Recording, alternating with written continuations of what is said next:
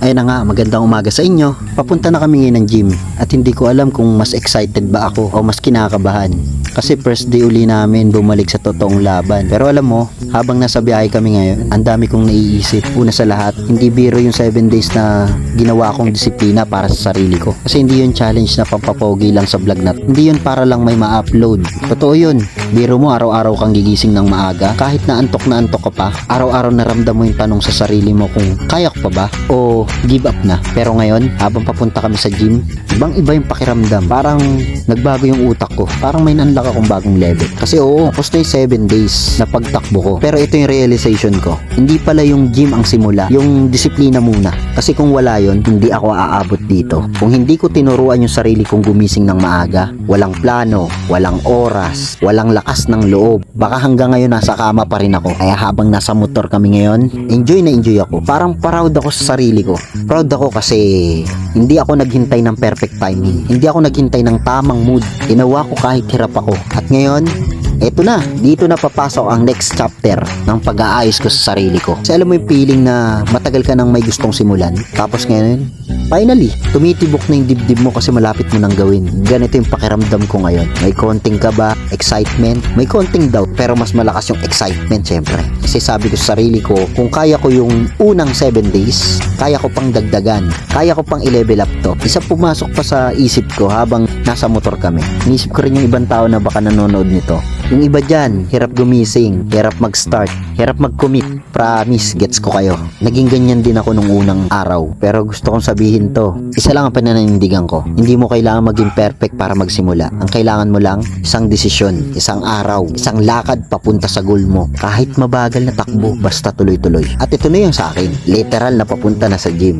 Maya-maya, magbubuhat na ako. At habang papalapit kami, iniisip ko yung reason kung bakit ko ginagawa to. Hindi lang para pumayat, hindi lang para gumanda katawan, at hindi lang rin para may content. Ginagawa ko to kasi gusto kong patunayan sa sarili ko na kaya kong baguhin yung mga habits ko. Kaya kong ayusin yung buhay ko. Kaya kong maging mas malakas kaysa kahapon. At kung ikaw ay nanonood ngayon, kung meron kang pinaplanong simulan, workout, business, bagong routine, kahit anong goal, kasi minsan hindi mo kailangan ng motivational quote, hindi mo kailangan ng perfect speech, kailangan mo lang makita yung totoong tao na tulad mo nagsisimula rin. Kaya ngayon, first day namin sa gym, hindi lang to work, simbolo to ng bagong cycle, bagong habit, bagong buhay. Kumbaga, day 1 ng gym, pero day 8 ng pagiging mas disiplinado kong sarili. At kung na-inspire ka dito, tandaan mo to habang nanonood, hindi mo kailangan maging the best, kailangan mo lang maging better than yesterday. So ayan, ilang minuto na lang, mag-uumpisa na kami. Ramdam ko na yung amoy ng bakal, naririnig ko na yung tugtog, at nararamdaman ko na rin yung adrenaline. Pero bago kami pumasok, gusto ko lang sabihin, thank you sa lahat na sumabaybay sa 7 days journey ko. Ngayon, ibang chapter naman. At sana, samahan nyo rin ako dito sa totoong laban na nagsisimula right now. Let's go! Welcome to day 1 sa gym!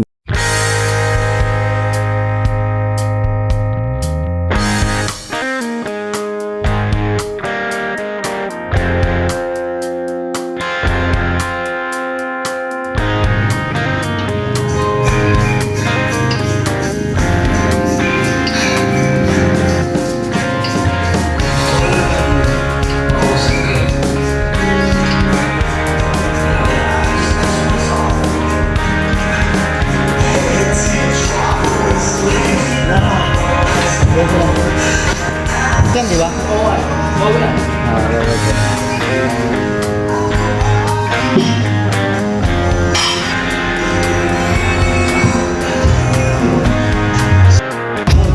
Gago, ngayon lang ako nakakita na nag-ano.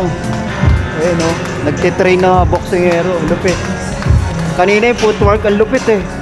Tangaya. Pagka nag-boxing ganyan ito, tulog ka 2 suntok. Hindi, yung stamina niya, lupit. Galing. Okay na okay dito, sarap dito. So hanggang alas 8 lang kami ngayon. Bukas alas 6, so bukas alas 6. Try natin alas 6.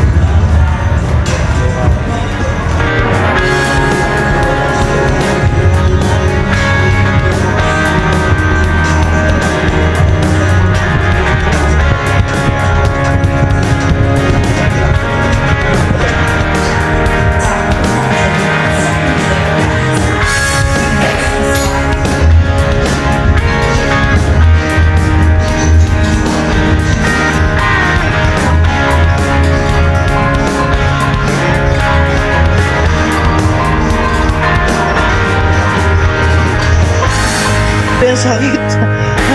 Ang hirap na unang araw, boy. Aray. Bakit ka nagkakaroon? Ang sakit sa ganito, ah. Whew. Ah. Ah. Grabe, oh. Sana ako? Ano sunod na? Tapos na ako. Anong tawag dito, boy?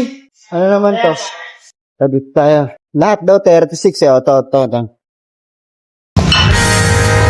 promise to. Sakit to.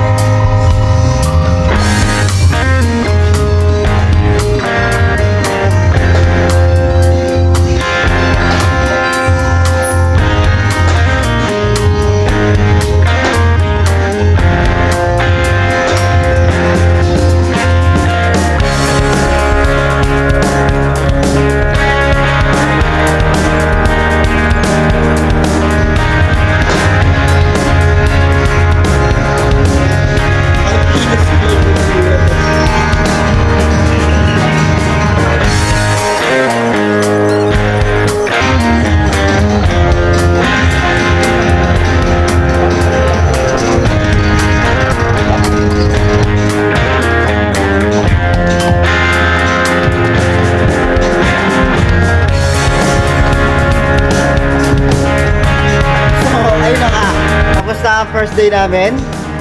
Ayan, hindi kami ganong nagano eh. Hindi kami ganong nagpakabigla kasi alam nyo na bukas ba sakit katawan. Sabi nun nagturo sa amin light lang tapos 3 set lang ng 3 set muna. Kasi pagka binigla namin bang araw lakad zombie kami bukas. Kaya ano lang 3 set tapos Pang workout ang power namin. yan. Bukod pa doon, sa ngayon di pa kami nakahanap ng trainer na magtuturo sa atin kasi mamaya pa raw ang kakausapin daw yung mismong coach para maturo sa amin yung tamang buhat gano'n pagpapalit ng tiyan. So yun na nga, ganito na lang, uwi na kami. So tara na, uwi na. Sakit katawan to mamaya.